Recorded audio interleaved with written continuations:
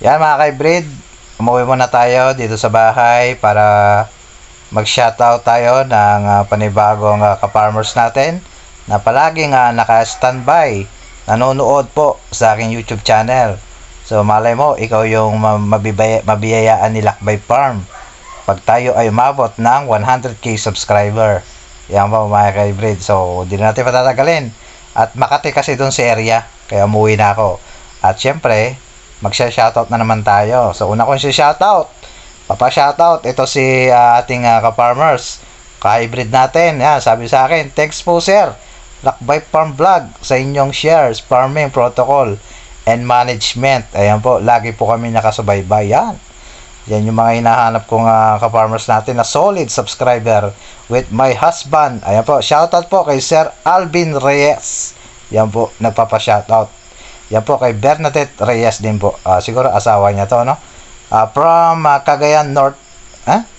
From Lalo, Cagayan North, Cagayan Valley. Yan po. Shoutout po sa inyong dalawa, yan mga ka-hybrid. Kasama na po kayo sa list na mabibiyayaan ni Lakbay Farm Vlog pag tayo umabot ng 100k subscriber. So yun, dako na tayo sa pangalawa natin sa subscribe. Isi-shout out, ito yung palagi nating ka-farmers na laging naka-standby na naman. Palagi po naka-solid na naman natin na viewers. Walang skip. Yan po. Sabi niya rito, go, go, go, go! Goal to road 100k, sir. Yan po yung kanyang mensahe niya po sa aking comment. Shoutout po sa iyo kay Sir Jude Basilio. Yan, salamat po sa inyo sir, at palagi po kayo naka-standby sa aking YouTube channel. So kasama din po kayo sa listahan na may mabibiyayaan ni Lakbay Farm Vlog pag tayo umabot 100k subscriber. So yan, dako na tayo ngayon sa ating topic ay yung Polsmot, Kulugok, at yung BLS na naman sa mga longping. Yan po, ano yung po pwedeng gawin, paano maagapan nitong mga ganitong sanhi, at ano yung mga chemical method na ating i-spray dito, no? So yan, dito lang yan po sa aking YouTube channel, Lakbay Farm Vlog. Ano pang hinihintay mo? Keep watching till the end. Tara, let's go!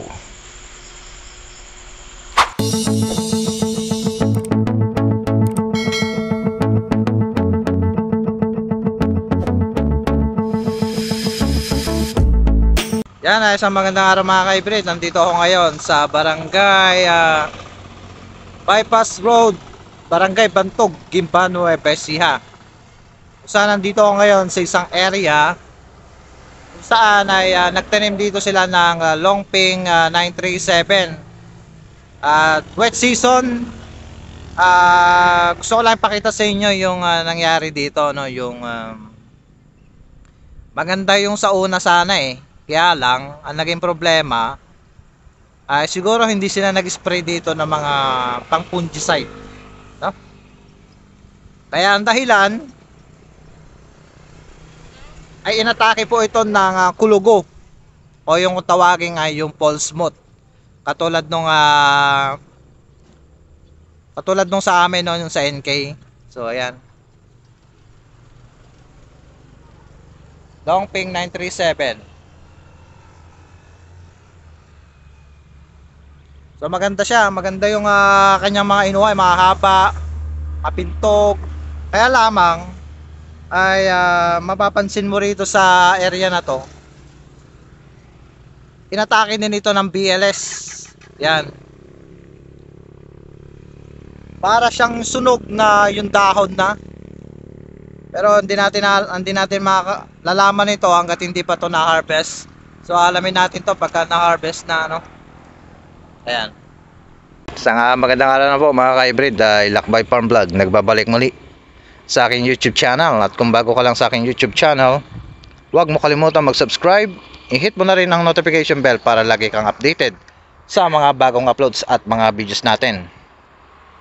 So for today's video mga ka-hybrid ay pag-uusapan natin yung Polsmot na umatake dito sa longping 937. So mapapansin mo dyan, parang sunog-sunog na yung dahon. Yung parang halimbawa, yung makikita mo dyan na napausukan ng ayan, medyo malabo tong camera ko eh.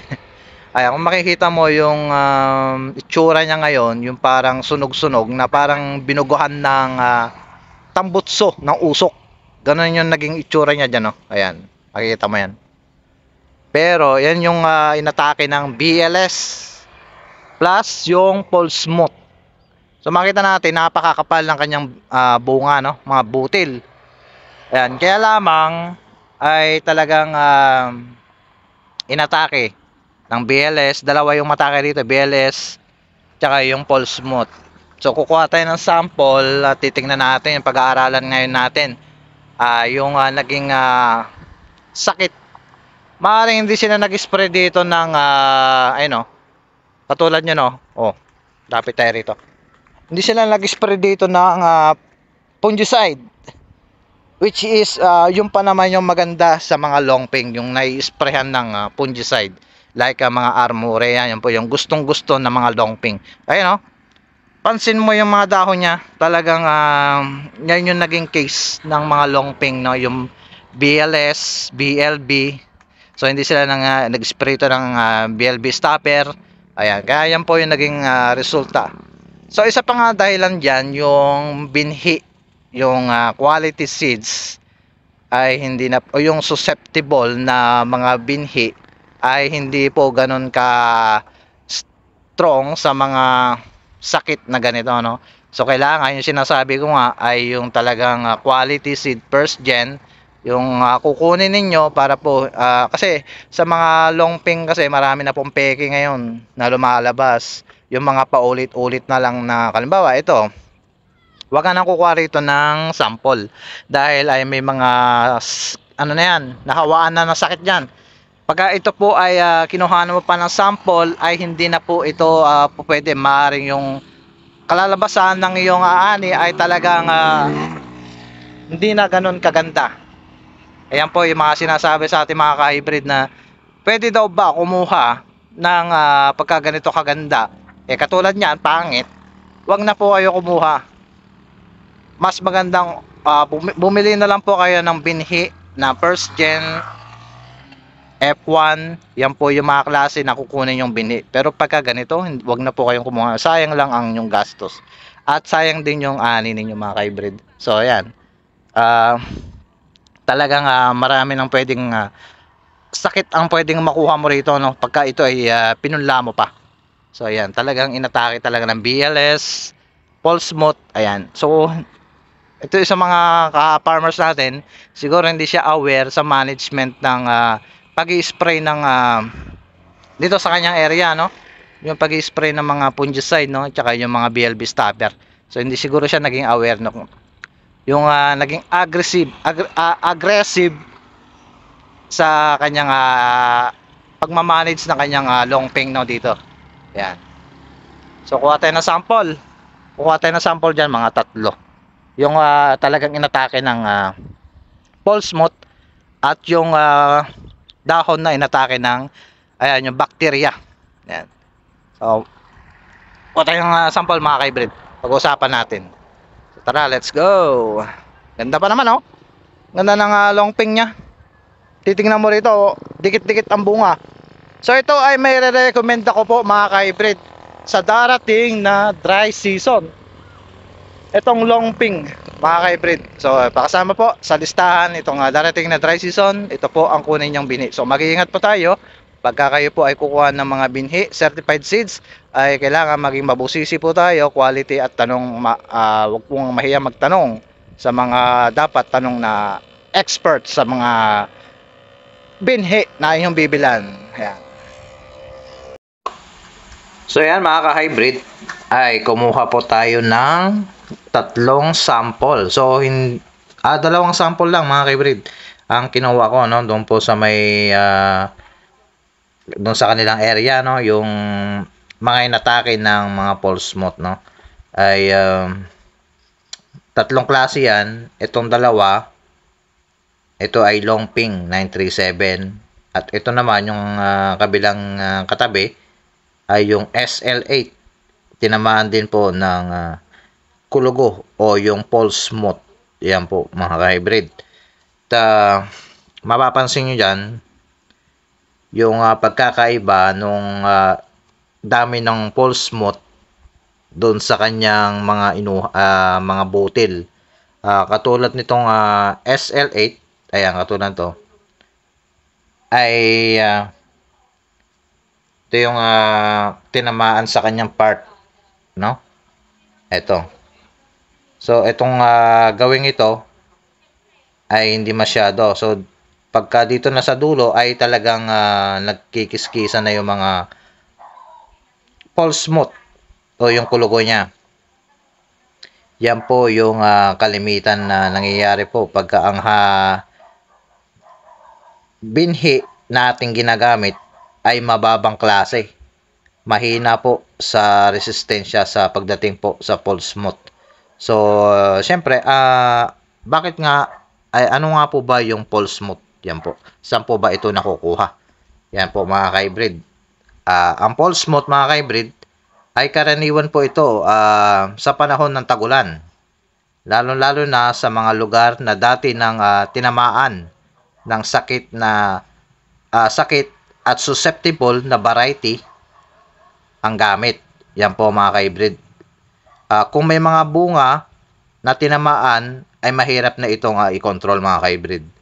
Wag na lamang po itong gawing binhi, yung sinabi ko mga ka-hybrid, dahil nadadala ang similya ng sakit hanggang sa mga binhi. Yan, katulad nito mga ka-hybrid.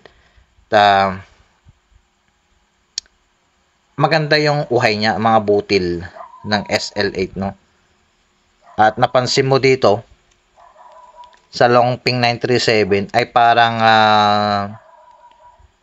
nag-aamag na yung butil niya. So ito na, mababang klase na to, no? Hindi na talaga, pag ganito ay hindi na agapan, bababa na talaga ang ani dito. So ito yung mas tinamaan ng pulse moth, no? Yan po. Ayan na, parang uling na yung itsura. Yan. Ito yung inatake ng BLS. Ito po yung klase ng BLS na umatake sa Longping variety nila, no? Ayan, no? Sunog-sunog. So, dito naman ay green pa yung munti ka na rin tong tamaan kasi nga talagang nakarecover siya.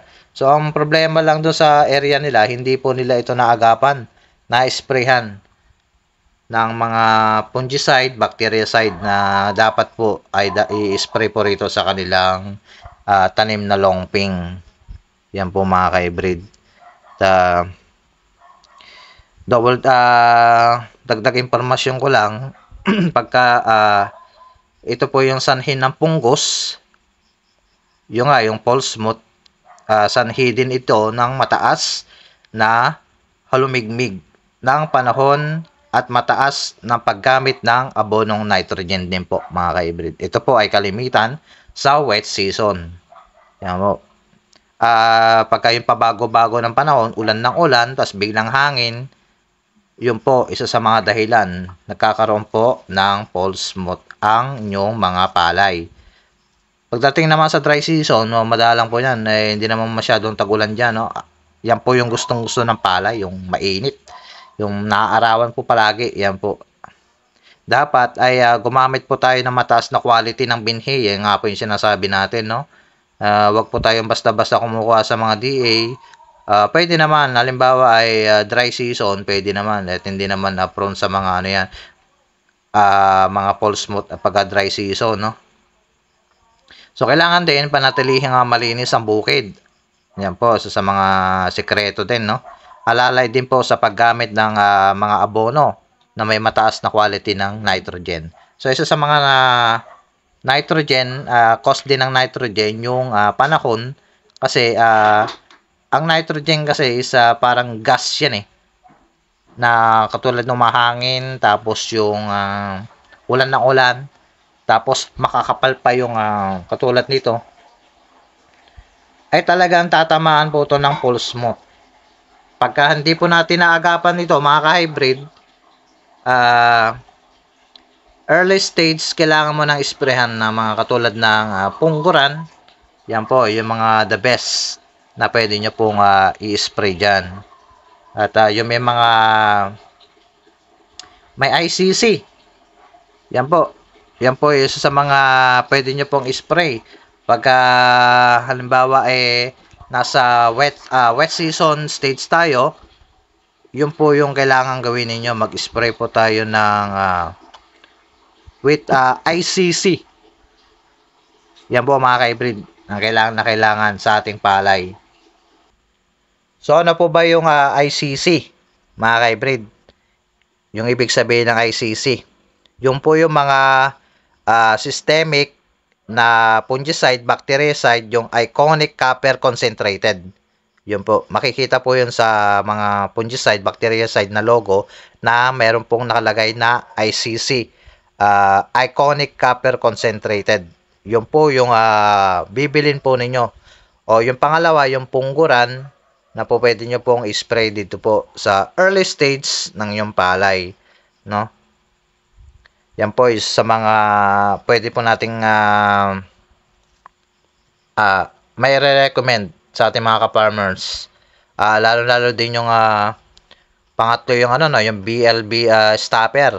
Pagka halimbawa, meron po kayong kasi ang longping kasi variety ay prone talaga sa mga bacteria, lalo itong yung bacterial leaf blight at yung bacteria itong BLS ay common po ito sa mga longping. So kung aware po kayo sa mga longping variety, ito po ang yung gawin, yung mga sinabi ko pong mga systemic na ini-spray, no? Yung may ICC, BLB stopper, pungguran, at yung mga yung sa sobrang dami ng tubig ay bawasan po ninyo, no? Yun po yung sa mga pwede nyo pong gawin para po may iwasan yung mga BLS, BLB, at lalong-lalo na po itong false moth. Yan po mga ka-hybrid. May ICC at saka yung pungguran. Yan po. At mag-spray po tayo ng mga bactericide, fungicide, yung Armore, pwede rin po yan mga ka-hybrid na pwede nyong spray. Yung sa amin kasi ay nag-spray kami ng Armore, ay meron ding kulugo, pero hindi ganito yung sitwasyon pa isa-isa lang. Yung sa ganito talagang maganda. Yung sa C80 namin, merong kulugo, pero hindi lahat. Yung as in katulad nito sa longping, ang dami. Doon sa video na yun, halos mangitim-ngitim na yung mga dahon, yung mga parang hindi na nga siya yung talagang quality ng bigas, ay quality ng palay, talagang mababa na ang doon. Pagkukuha ng mga kung sino man buyer doon, talagang kahit ako buyer siguro, baka mura lang ang bili ko doon sa longping na yun. Although talaga maganda ang longping, maganda ang quality ng bigas ng longping. Pero halimbawa kung ganito yung sitwasyon nung inyong palay, ay talagang bababa po ang klase ng kanyang benta. So yan, kung bago ka lang na farmer, kailangan maging agresibo ka, agapan mo na mga ka-hybrid. Lalo na po pagka BLS. Yan mga ka-hybrid. Ang fungicide kasi, early stage din, pwede mong sprayan na kagad sa mga araw ng pagsusuwi at pagdating doon sa araw ng paglabas na ng kanyang mga binutil, doon po mga ka-hybrid ang pag-spray. Within 70 days to 80 days, kahit 60 days, pwede ka na mag-spray ng fungicide. Yan po. Yung pagsusuwi naman, yung doon po doon po lumalabas na yung paglilihi o yung hanggang sa 30 days to 35 days. Doon po kayo pwede mag-spray ng fungicide o bactericide. Yan po mga ka-hybrid. Para po maiwasan yung ganitong sitwasyon ng inyong mga butil. Mababang klase na may mga itim-itim pa, isa sa mga sanhi. Yung C80 namin napakaganda. Tsaka yung Lab 77, yan po yung naging epekto po nung pagkaka-spray namin ng fungicide. at bactericide mga ka-hybrid. So yun lang mga ka-hybrid. Ay sana meron akong konting naitulong pagdating po sa wet season. Ganun po ang inyong gawin. Ay para po makaiwas tayo sa mga mababang presyo. Yan. Sa mga kakalugi natin mga ka-farmers. Kung hindi ka kailangan din mo kasing maging matalino din eh. Hindi yung basta spray ka na ng spray, lagay ka lang lagay ng abono, okay na yun mga ka-hybrid. So hindi po pala pwede yun. Kailangan mo din pag-aralan yung palagi, 'di ba? Palagi ka nagtatanim. Yung iba-ibang variety, kailangan alamin mo din yung mga nangyayari dun sa palay mo, kung ano yung nagiging sakit, yung mga insekto, para po sa susunod na cropping meron ka na pong karapat-dapat na unang lunas doon sa yung palay, para po maiwasan po yung paglugi natin mga ka-farmers. So yan. So yan lang mga ka-hybrid, ang munti ko may share, paki-share na lang po sa ating mga ka-farmers, mga ka-hybrid natin. Sa mga nagkaroon po na false smooth, kulugong, mga BLS, yan po sa kanilang area. At paki-comment po at ilagay nyo dyan sa aking comment section yung sitwasyon nyo at subukan po nating sagutin lahat po ng inyong mga katanungan sa abot po ng aking mga kaya. So yan, paki-share po mga ka-hybrid. Don't forget, subscribe to my YouTube channel. Palaguin po natin itong aking channel hanggang sa umabot po ng 100k. At doon po tayo mamimigay ng libreng binhi, libreng Gcash pag naabot po natin ng 100,000 subs, 100,000 yan po subscriber. So hindi po nating kaya-kaya po natin abutin yon sa tulong ng inyong mga suporta at paki-share po sa ating mga ka-farmers, at doon po tayo mamimigay ng mga libre. Yan po ang ating mga papromo natin dyan pagka na-reach po natin yung 100k subscriber. Yan po. Ay syempre yung malilikom nating doon ay syempre ilalagay natin yon pampondo sa mga ka-farmers natin na walang pambili o yung nahihirapang bumili ng mga binhi na certified na seeds. Yan po. At mag-ano din tayo mga ka-hybrid, no? Magbibigay din tayo ng mga source ng binhi na certified na seeds na quality. Yan po, first gen sa mga taong gusto pong maka-avail nun. So kailangan, ang goal natin 100k subscriber mga ka-hybrid. So tulungan nyo rin ako mga ka-hybrid para maabot natin yon, at para din po sa inyo to mga ka-hybrid. So yan lang po mga ka-hybrid, isang magandang araw na naman po, at mag-iingat po tayo, at God bless.